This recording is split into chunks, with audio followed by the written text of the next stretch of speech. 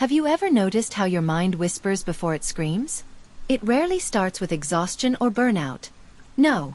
It begins quietly, like the faint hum of an overworked engine, gentle enough to ignore. But if you listen closely, your mind always tells you when it's tired. Sometimes it sounds like forgetting what you just said mid-sentence. Other times, it's staring at your screen, rereading the same line, and feeling nothing. You tell yourself to push through. Because everyone's busy, right? But the truth is, this moment, this still aches in your chest, might be your mind's way of softly asking, please, let me rest. Let's explore the 6 subtle ways your mind does that. Not with judgment, but with curiosity. Because what if rest isn't a reward you earn, but a language your mind speaks when it wants to heal? 1. When your focus begins to blur, you open your laptop. The cursor blinks. You try to type, but your thoughts drift like smoke. Hard to catch, impossible to hold. You scroll, click, type, delete, sigh. Maybe you call it procrastination or laziness. But what if it's neither? Cognitive psychologists call this mental fatigue. The brain's quiet protest when neural pathways are overused. Think of your attention like a flashlight. Each time you focus, it burns a little energy. When it's been shining too long, the light dims. You can force it to stay on, yes, caffeine, adrenaline, guilt, but eventually the battery needs to recharge. That fog you feel? It's your prefrontal cortex slowing down, signaling, enough for now. Your brain isn't failing you. It's protecting you. The gentle truth. You're not unmotivated. You're just tired. 2. When small things start to feel too big, you drop your keys, and suddenly you want to cry. A text goes unanswered, and it feels like rejection. The little things, the tiny ordinary disruptions, begin to carry weight they were never meant to. When we're well rested, our emotional brain, the limbic system, and our logical brain, the prefrontal cortex, work in harmony. But when we're tired, the balance tilts. The amygdala, your brain's emotional alarm, becomes more sensitive, reacting strongly even to minor stress. Meanwhile, your prefrontal cortex, the calm voice of reason, grows quiet. So when a small mistake feels like a personal failure, that's not weakness. That's neurobiology. It's your brain waving a white flag, saying, I can't regulate right now. In moments like these, the kindest thing you can do isn't to scold yourself for being too sensitive. It's to pause. Breathe. Place your hand on your chest if you can and say, I'm allowed to feel this. Because every surge of emotion is your body's way of saying, I need gentleness, not pressure. 3. When joy feels muted, you used to love your favorite show, your favorite song, the taste of your morning coffee. But lately, everything feels dull. You laugh less. You scroll more. You keep yourself busy, yet feel strangely absent in your own life. Psychologists call this anhedonia, the loss of pleasure. It's often a companion of chronic stress, depression, or emotional depletion. When the brain is overwhelmed, it reduces dopamine, the neurotransmitter of reward and motivation. The world loses color, not because you're broken, but because your brain is conserving energy. Imagine your mind as a garden. When it's overworked and underwatered, the flowers close up. It doesn't mean they're dead, they're protecting themselves from drought. What they need isn't discipline. It's sunlight, rest, and time. So if joy feels far away, don't chase it. Sit quietly instead. Let stillness be your medicine. Joy will find its way back when your soil softens again. 4. When your body speaks louder than your thoughts, you wake up tired, even after sleeping. Your shoulders ache. There's tension in your jaw, your stomach churns. Your heart races for no clear reason. You check the clock. Maybe it's anxiety. Maybe it's something you ate. But sometimes, your body is your mind's voice. The nervous system doesn't distinguish much between emotional and physical stress. When your mind carries too much, your body takes over. Tight muscles, shallow breathing, fatigue, headaches. These aren't random symptoms. They're signals. In psychology, this is called somatization. When emotions manifest physically. Because emotions, at their core, are sensations in the body. Sadness feels heavy. Anxiety feels restless. Anger burns. When we suppress, the energy doesn't vanish. It lodges somewhere deeper, waiting to be heard. Next time your body feels off, instead of fighting it, try asking gently, What are you trying to tell me? The answer might surprise you.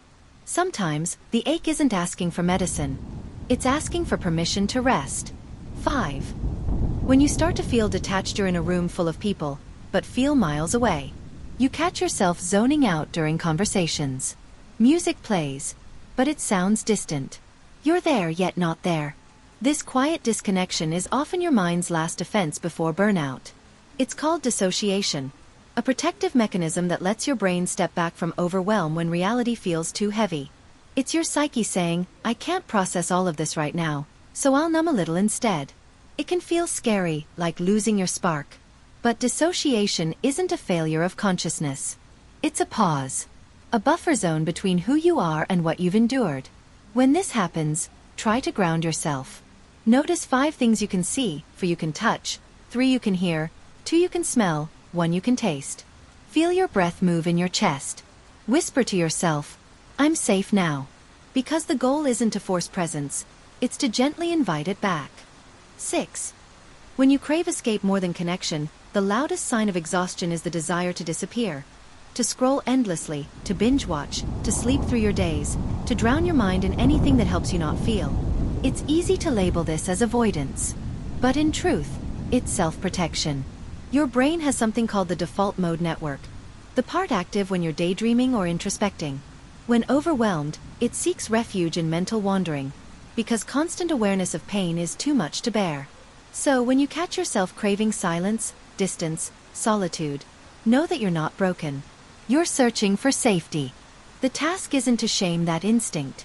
It's to make your rest conscious instead of compulsive. Instead of numbing out, you can rest intentionally. Sit by a window, breathe in the quiet, listen to your favorite song without distraction. That's not escapism. That healing was deliberate. The quiet truth: we live in a world that glorifies productivity and confuses rest with weakness. But neuroscience, psychology, and ancient wisdom all say the same thing. A tired mind cannot heal in noise. Rest is not idleness. It's restoration. It's when the brain consolidates memories, recalibrates emotions, repairs neural connections. It's when your body lowers cortisol, your heart steadies, your immune system strengthens. Rest isn't what happens after the work. It's what makes the work possible. If your mind has been asking for rest, in any of these 6 ways, the fog, the tears, the numbness, the ache, the distance, the escape, please know it's not failure speaking. It's your humanity. You've been carrying a lot, responsibilities, expectations, invisible worries that no one sees. And maybe somewhere deep down, you've forgotten what it feels like to breathe without rushing, to feel without apologizing, to be without proving. But healing starts small. It starts in quiet moments. Closing your eyes and letting silence stretch. Letting yourself do nothing. Not because you've earned it, but because you need it. Drinking water slowly. Watching sunlight spill through the window. Listening to the hum of life around you. That's how your mind begins to trust you again. Remember this: your mind doesn't need you to fix it. It needs you to listen. To the gentle whispers of fatigue that say, slow down. To the ache that says, breathe here. To the emptiness that isn't emptiness at all. Just space waiting to be filled with presence again. Because your mind, like your body, knows how to heal. It just needs permission, and a little kindness, to begin. So tonight, maybe close your laptop a little earlier. Step outside. Look up at the sky, that vast, quiet mind of the universe. Notice how even the stars rest in darkness before they shine again. And maybe, just maybe, that's all your mind is asking for too. A little darkness. A little stillness. A little space to glow again. Epilogue. A gentle reflection: if you recognize yourself in any of these signs, take this not as diagnosis, but as awareness. Awareness is the first breath of healing. Psychologists often say, what you resist, persists. What you name, you reclaim. By naming your exhaustion, you reclaim your peace. By listening to your mind's quiet language, you begin to speak your own humanity again. Your mind doesn't demand perfection. It asks for partnership. To rest when it's weary. To pause when it's spinning. To soften when the world feels sharp. So when your next wave of fatigue comes, don't rush to silence it. Instead, whisper back, I hear you. You can rest now. And in that moment, maybe without realizing it, you'll begin to heal.